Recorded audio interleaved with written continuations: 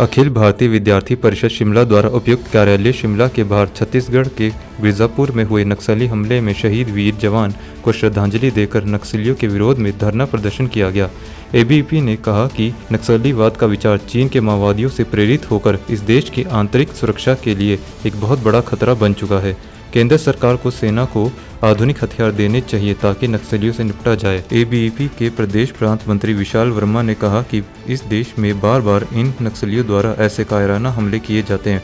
विशाल वर्मा ने केंद्र सरकार से मांग की है कि भारतीय सेना को आधुनिक हथियार दिए जाएं और नक्सलियों से निपटने के लिए खुली छूट दी जाए।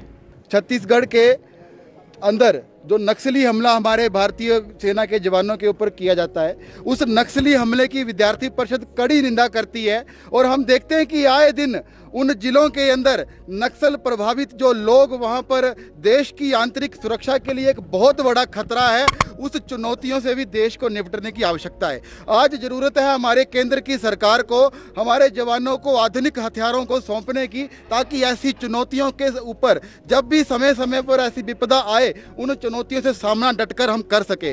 दूसरी तरफ हम देखें कि ये नक्सलवाद का जो विचार जो इस देश की आंतरिक सुरक्षा के लिए बहुत बड़ा खतरा बनता जा रहा है, ये विचार वही विचार है जो बाहरी देश भारत की आंतरिक मामलों के ऊपर दखल देते हैं और भारत की एकता और अखंडता और भारत को कमजोर करने के लिए आए दिन साजिश रचते हैं।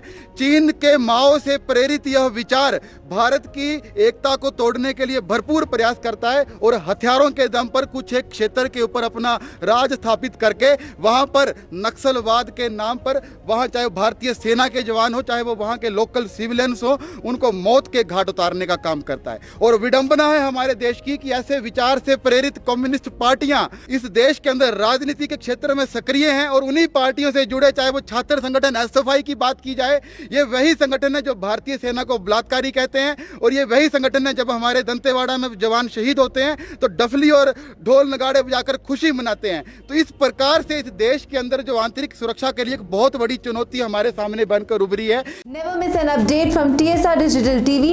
Press that like and follow button now. TSR Digital TV. Opinion to impact.